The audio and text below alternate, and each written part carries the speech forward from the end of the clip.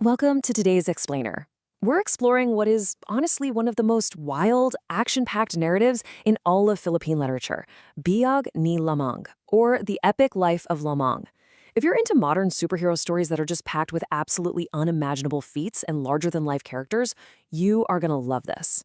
It's an epic legend that's captivated listeners for centuries, and today we're breaking down exactly what makes it so unforgettable. Okay, let's dive into this. Just picture this for a second. What happens when a 9-month-old baby goes to war, wins an absolute fortune, and then battles a giant sea monster? I know, it sounds completely absurd, right? But that is the actual premise of the epic we're looking at today. The sheer scale of this story is just magnificent. It perfectly blends these deep-rooted cultural values with incredible supernatural elements and, honestly, some pretty wild humor. So we're going to track this hero's journey from a literally impossible infancy all the way to a mythical showdown. Section 1. An Ancient Philippine Epic. So before this was ever a written text, Biag ni Lam-ang was a pre-colonial epic poem from the Ilocos region of the Philippines. For generations upon generations, this story lived entirely in oral tradition. It was passed down by master storytellers. It was eventually transcribed during the Spanish colonial era, most notably by Pedro Bucaneg, a blind Ilokano poet. And what's really crucial to understand here is how oral traditions adapt and survive.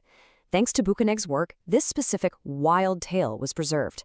It gives us this rare, unvarnished window into the ancient values and wildly imaginative storytelling that kept audiences on the edge of their seats long before written books were even a thing.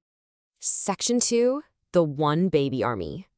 Our protagonist here, Lam-ang, is far from your average hero. I mean, the literal moment he's born, he can already speak. He actually chooses his own name. But there's a bit of a shadow over his arrival. His father, Don Juan, had left to fight a rival headhunting tribe, the Igrots, and he never returned.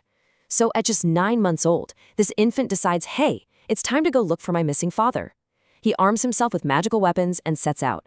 When he discovers his father was actually killed by the tribe, Lam-ang just falls into an absolute rage. Single-handedly, this infant hero goes on a total rampage and wipes out the entire village of enemies to avenge his dad. He even stops to challenge the rest of them before finally heading home. Now, what's really interesting about this slide is the specific item that powers this kid, because a 9-month-old needs some serious help to wipe out a village, right? That's exactly where the tagwipis comes in.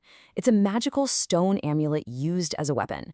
It's such a fascinating supernatural detail because it elevates Lam-ang from just a remarkably strong baby to a magically imbued force of nature. It makes him completely unstoppable on this quest for ancestral revenge. And this highlights a recurring theme you'll see in the epic, this blending of immense human willpower with profound supernatural aid. Section 3. Magical Pets and Courtship. After his triumphant, albeit pretty violent return home, Lam-ang embarks on a completely different kind of quest, and this time he's accompanied by 2 very special companions.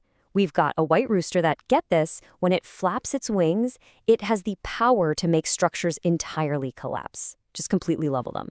And alongside the rooster is a loyal dog, with the ability to instantly rebuild or resurrect anything with a single bark. It's a really brilliant poetic balance, right? Absolute destruction paired perfectly with miraculous restoration. Keep this magical dichotomy in mind because these aren't just fun little sidekicks. They are absolutely essential to how this entire epic unfolds. Now, with his magical pets in tow, our hero seeks the hand of the beautiful Inez Canayon.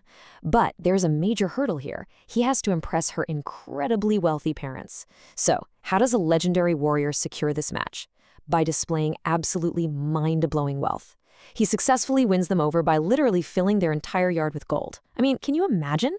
But this massive dowry isn't just about showing off. It actually tells us a lot about social status and power dynamics in pre-colonial culture. Wealth was this profound indicator of capability and worthiness, and throwing down an overwhelming show of prosperity was basically the ultimate way to secure an alliance and a marriage. Section 4. Swallowed by the Burkakon. But you know, a hero's journey is rarely that simple. Right after his successful marriage, tradition dictates one final ultimate test. Lam-ang can't just settle down quietly, he actually has to dive into the ocean to catch a Burka clan. This is a sacred, giant rarang fish. It's massive, it is highly dangerous, and confronting it is a strict cultural requirement for a man of his stature. The narrative describes this climactic moment perfectly. He foresees his own death, dives in, and is swallowed whole by the giant fish. It's a truly stunning display of cultural values. Think about it. Despite possessing magical weapons, immense wealth, and these supernatural pets, Lam-ang knows exactly what's going to happen. He fully foresees his doom. Yet his absolute, unbreakable duty to tradition is just way more important than his own life. He dives in anyway, and, exactly as he predicted, the monster fish swallows him completely. Which leaves us wondering, is this the permanent end of Lam-ang?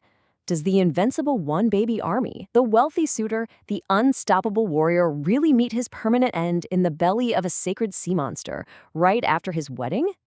And this brilliantly illustrates our final act. Section 5, a legendary resurrection. Because, you see, in a myth of this scale, death isn't necessarily the final word. Before he departed, Lam-ang actually left very specific instructions for his new wife, Ines. Driven by absolute loyalty, she dives down and collects his bones from the ocean floor. Then, remember that magical dichotomy we talked about earlier? It comes into play in this huge, dramatic crescendo. The white rooster steps up and flaps its wings, and the loyal dog lets out a single bark. The combined forces of his devoted wife and his supernatural companions literally knit Lam-ang's bones back together, and he stands up fully alive again. By honoring tradition and relying on those who love him, he essentially conquers death itself. Biag ni Lam-ang is just a masterpiece of cultural storytelling. It shows us a hero who defies the boundaries of nature, from the literal minute he's born to the moment he returns from the grave. It forces us to ask, what other incredible pre-colonial stories are just waiting to be rediscovered in our oral traditions? This epic is such a shining example of the vibrant, imaginative roots of Philippine literature. It reminds us why preserving these ancient myths matters so much today, really helping us understand the profound values of honor, wealth, and resilience that shaped early societies. It just makes you wonder how many other incredible journeys have been passed down through the generations, waiting for us to uncover them. Thanks so much for joining me on this explainer today, and keep exploring.